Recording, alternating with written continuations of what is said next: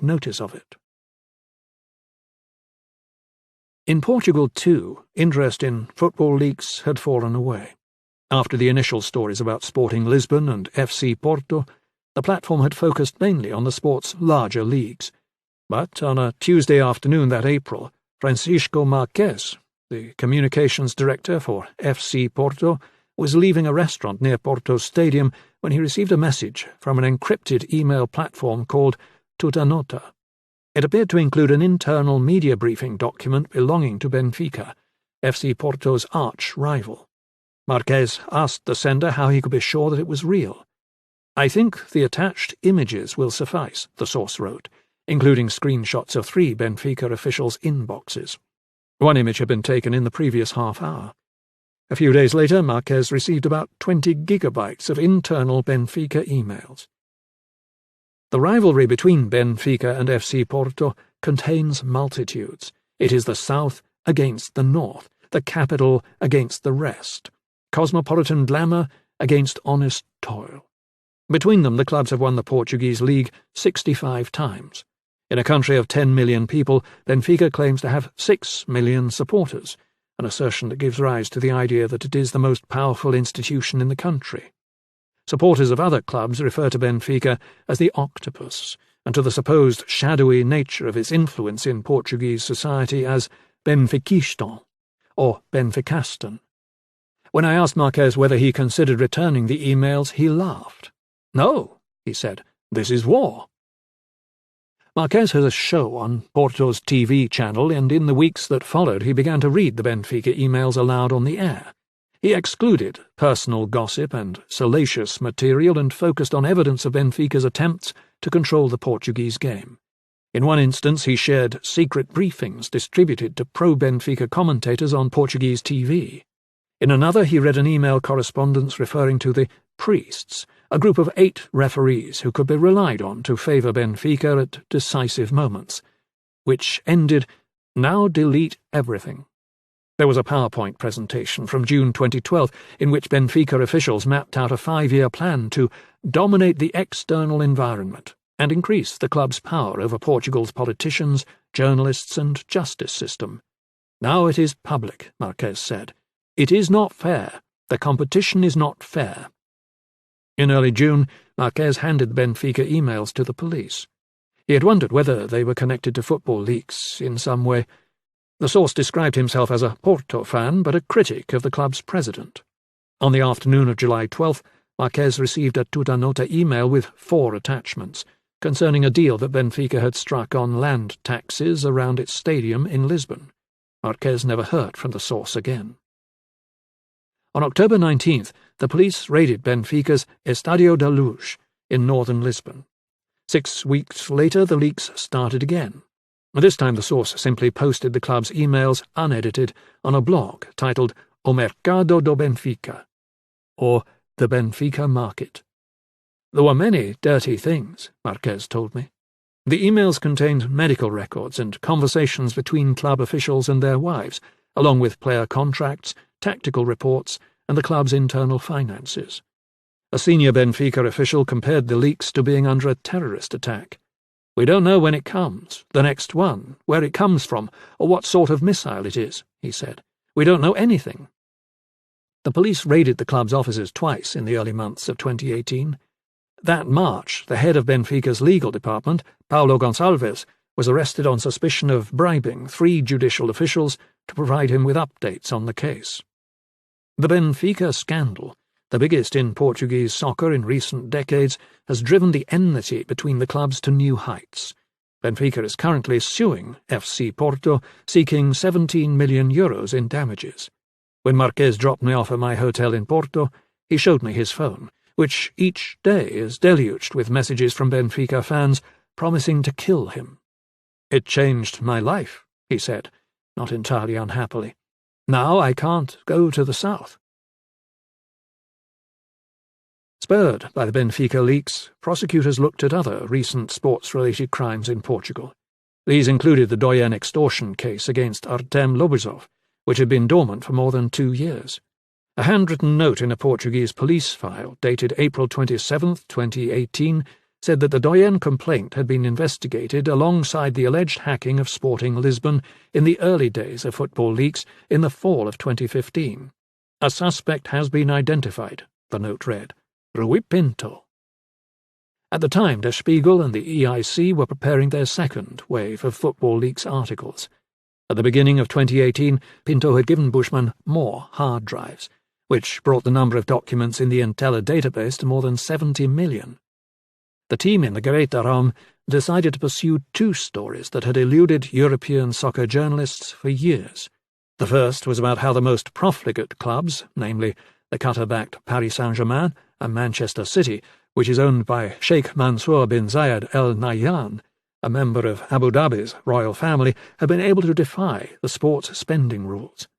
Since 2013, under a set of regulations known as financial fair play, European clubs have had to balance their expenditures against their income from soccer-related sources in order to take part in UEFA competitions. But for years, the teams with the wealthiest owners seemed to benefit from suspiciously generous sponsorship and marketing deals, which helped to keep their finances in line. The Football Leaks data showed that, in the summer of 2012, PSG signed a 5-page sponsorship contract with the Qatar Tourism Authority for more than €1 billion. A UEFA investigation later calculated its true market value to be around 15 million. Internal emails from Manchester City suggested that club officials were massaging deals and supplementing them with funds from Sheikh Mansour's holding company, Abu Dhabi United Group. In the spring of 2013, Manchester City's chief financial officer, Jorge Chumillas, emailed one of the club's directors, Simon Pearce, to check that it was okay to alter a series of contracts in order to comply with UEFA's rules. "Of course," Pearce replied. "We can do what we want." Manchester City denies all allegations that have originated from the Football Leaks data, saying, "The attempt to damage the club's reputation is organised and clear." Der Spiegel also pursued a story about a long-rumoured plan for Europe's biggest clubs to leave their national leagues and form a closed NFL-style competition covering the continent. The idea of a soccer Super League has been around since the late 1980s. It is the logical commercial endpoint for a sport in which a handful of teams currently dominate their domestic markets, but in many countries it would break more than a century of sporting tradition. By searching the emails of senior officials at Europe's leading clubs, the reporters at Der Spiegel discovered detailed discussions about the formation of a Super League in early 2016. That February, Bayern Munich, the most successful team in the history of German soccer, explored the legal implications of withdrawing from the Bundesliga. In the following months, executives from 7 powerful clubs, including Barcelona, Juventus, Manchester United and AC Milan, met twice to discuss potential formats for the breakaway league. One presentation was called A Super League Scenario for Top European Football. A club director involved in the discussions told me that the plan was a negotiating ploy. It was no secret, he said, but he didn't make the idea sound entirely abstract either. When I asked whether a Super League in European soccer was inevitable one day, the director replied, "In a certain form, yes." He weighed the pros and the cons of the format. "You have to be careful," he conceded. "There is the fact you are killing the rest of football in Europe." In the summer of 2018, the rape allegation against Ronaldo gained fresh impetus. Encouraged by the widespread reporting of sexual misconduct by powerful men and the use of non-disclosure agreements to silence victims, Mayorga hired a new lawyer, Les Stovall, who wrote to Pinto through an anonymous email address asking if he had any other documents. Pinto unearthed multiple versions of a 27-page transcript of an apparent interview of Ronaldo, identified as X, conducted by a member of his legal team, Paulo Rendero, about the alleged attack.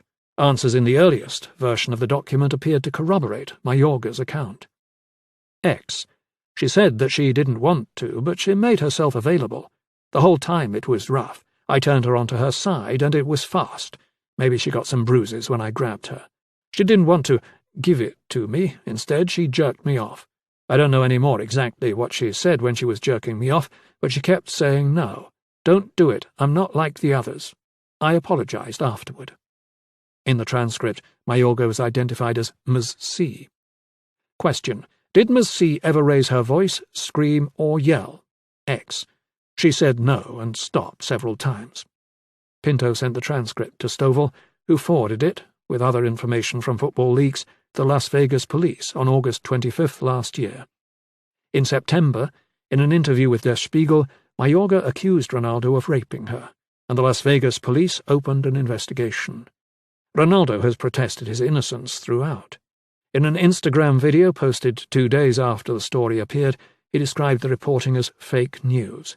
"It's normal," Ronaldo said. "They want to be famous to say my name, but it's part of the job. I'm happy man, and all good." On September 13th last year, 2 weeks before Mayorga's interview appeared, Sabado, a Portuguese magazine, named Pinto as the source behind football leaks and the prime suspect in the release of the Benfica emails. Pinto's face was on the cover. The Portuguese media harried him, and his Facebook page rapidly filled with threats from Benfica fans. Pinto had worried about being publicly identified and about how best to defend himself for some time. In 2017, prosecutors from France's Parte National Financier, an anti-corruption unit, had made contact with football leaks, inviting John to share his data. France has some of the strongest whistleblowing protections in Europe. The following summer, Pinto approached William Bourdon, who specializes in whistleblower cases, and asked him to broker a meeting. In late November, Pinto travelled to Paris to meet with the PNF. "I spoke as a witness," he recalled, "basically said what kind of data I have, how I got the data, and that is all."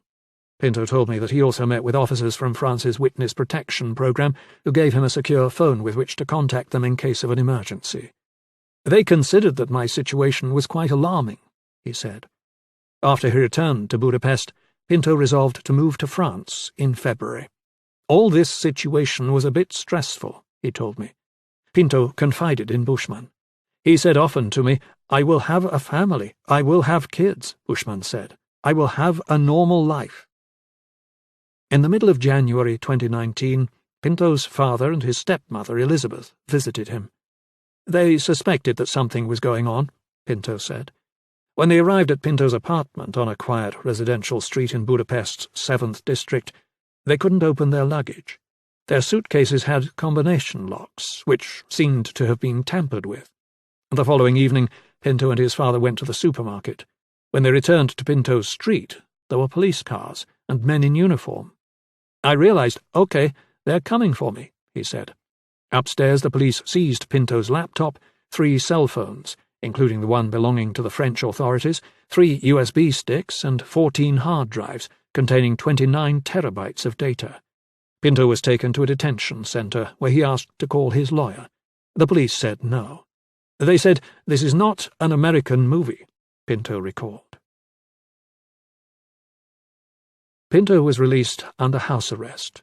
When I visited him in late February, he wore a Levi's t-shirt, jeans, and an electronic tag on his left ankle. His parents had stayed in Hungary, but his apartment felt spare, as if he had recently moved in. There was a double bed in the living room where his parents slept, a table with a brown synthetic tablecloth, and some small, gaudy landscapes on the walls. The police had taken his DVR. Pinto was spending most of his time thinking about his case. According to the arrest warrant issued by the Portuguese authorities, he was being held on 6 charges, relating to the alleged blackmailing of Doyen and the hacking of Sporting Lisbon contracts in the fall of 2015. The warrant made no mention of the Benfica emails and the subsequent embarrassment for Portugal's biggest soccer club, which Pinto was convinced were the real reasons for his arrest.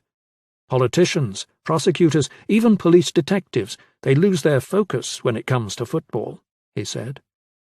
When I asked Pinto if he had anything to do with the Benfica scandal, he denied it, in Pinto-esque fashion. "I've never seen a statement from the police or the Portuguese authorities linking me to this." He worried that his gargantuan data set, of which Der Spiegel possesses only around 14%, might be lost or destroyed if it were handed over to the Portuguese police. He was also afraid of being attacked by Benfica's most notorious supporters, a group called the No-Name Boys.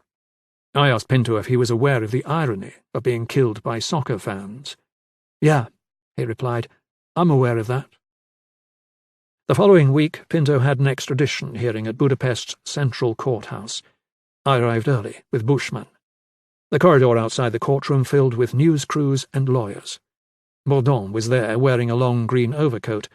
Pinto is 5 feet 6 inches tall. When he appeared, led by 2 thick-set Hungarian police officers, he looked like a student on a Eurail trip gone wrong. "He is a cat," Bourdon murmured, "a poor, fragile cat." Extraditions between EU member states are almost always routine affairs.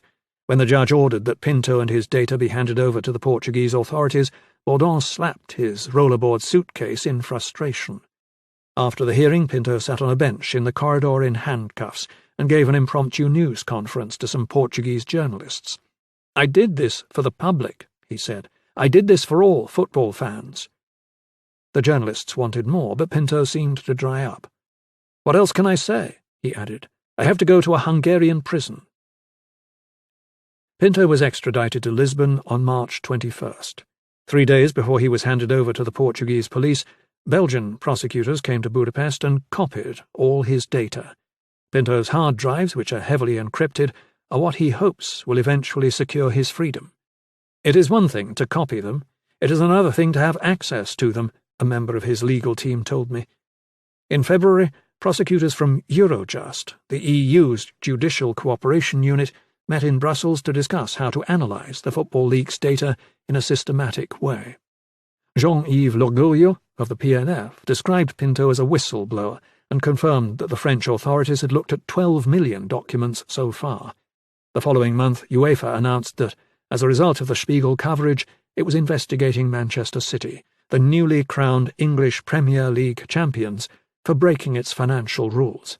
The club faces a potential ban from the Champions League.